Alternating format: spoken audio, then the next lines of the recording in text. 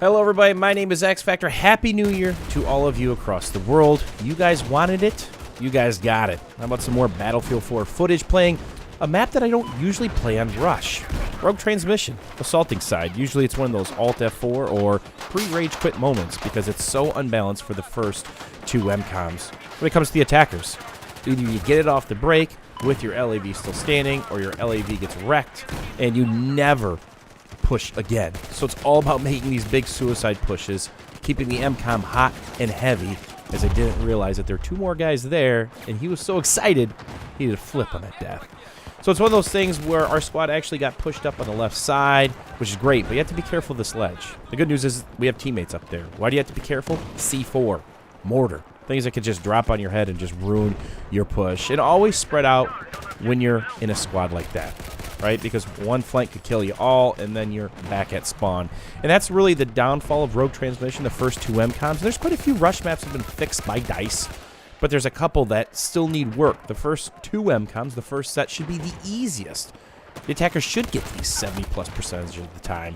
But unfortunately, it feels like the attackers get the first two MCOMs maybe 30 or 40% of the time for all the times that I played this. But like many of the rush maps, once you get past the first set, it opens up. So when you're playing on the backside like this, think about where the defenders would play.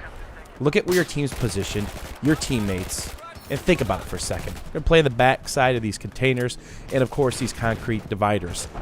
So realize that when you're kind of in too deep. And here I get a magical kit. Thank you for the kick switch and the revive. But what is this catastrophe?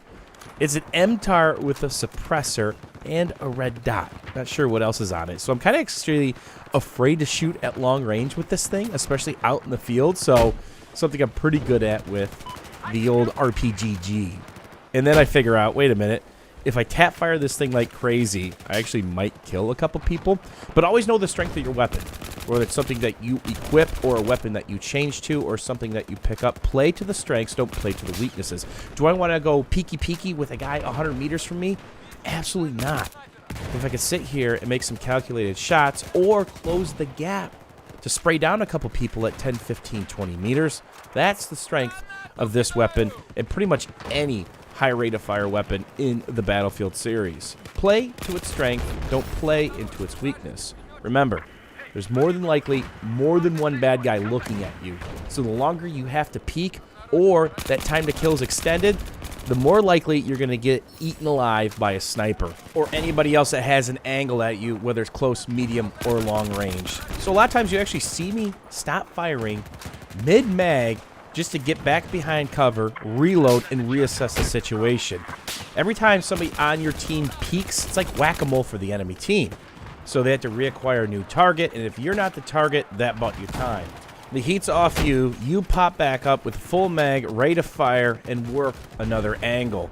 So just remember, sometimes it's not worth getting that kill, and if you watch my footage for years, you probably realize that I cut out of peaks a lot if I think there's some heat coming, or if it's going to get me wrecked, or if I lose a power position. Because there's nothing worse than getting just a little bit greedy to get that extra kill or two, but getting killed in the process, you're the last guy in your squad, and you get wiped out, sent back to spawn, and you have to regain all that position because you're the furthest squad up. So it's more about a situational awareness thing and trying to keep your team in a position of strength. So here we got the second MCOM really rolling. The LAV is doing a great job pushing up. And that's another thing that we can talk about because I do quite a bit of LAV and tank gameplay. Support your armor. And a good LAV or tanker, once they gain a lane, they'll take a complementary lane to the infantry.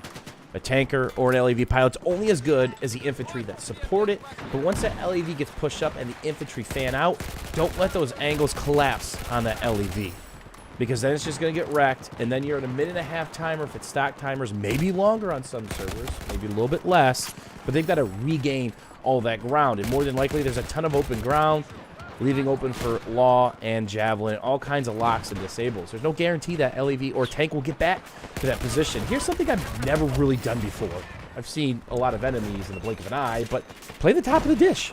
Usually I'm on the ground attacking or defending, pounding. I've been killed a ton from on top of the dish, but I had no idea it was absolutely this cheeky as I had to finish him up with the Deagle. kind of through the crack. But there's a lot of invisible walls here. You can kind of see when the bullets hit things and they kind of explode right in front of your face and they're not connecting or not getting hit markers. So be very careful of that. So this actually worked out really well for us. The team's on a roll, which is kind of rare on Rogue Transmission. A lot of times the teams can get stalled out, and there's another one of those invisible walls. So we're going to kind of do a supportive position. I talked about this on my live stream the other day. I tend to be the aggressor. I tend to constantly go for the back ranges and the flanks and blow up a lane.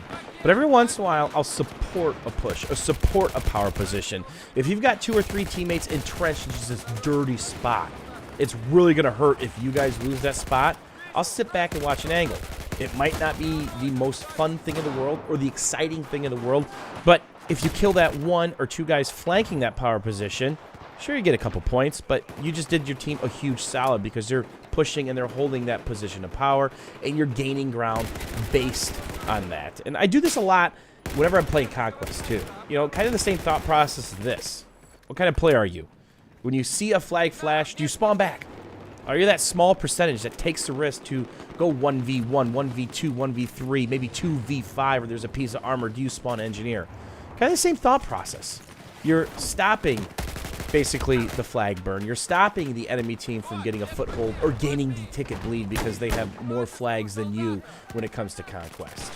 So that's also something that I do from time to time. Play more of a supportive role. Watch these guys' backs, as I've kind of done so for the majority of this round. Felt kind of nice because I'm kind of getting back into Battlefield shape after not playing for a long time, and that was a boo-boo. Figured he was dead, came out of ADS, and ate one. So hopefully you guys enjoyed this Battlefield 4 gameplay. Played some Rogue Transmission Rush with the Ace 2-3 and a suppressed MCAR. Kind of a nice little surprise. It did better than I thought, and apparently there's a wall there, and that's not going to work. So the rest of this match, this MCOM was pretty easy. We got established up here, and our LV played really strong on the complementary angle. Once you got up here, and once you eliminate the guys in your building and around, it's pretty much GG from here, as long as you can avoid the snipers on their spawn hill. As always, guys, thanks for watching. Thanks for hanging out, and we will see you guys soon. Set it.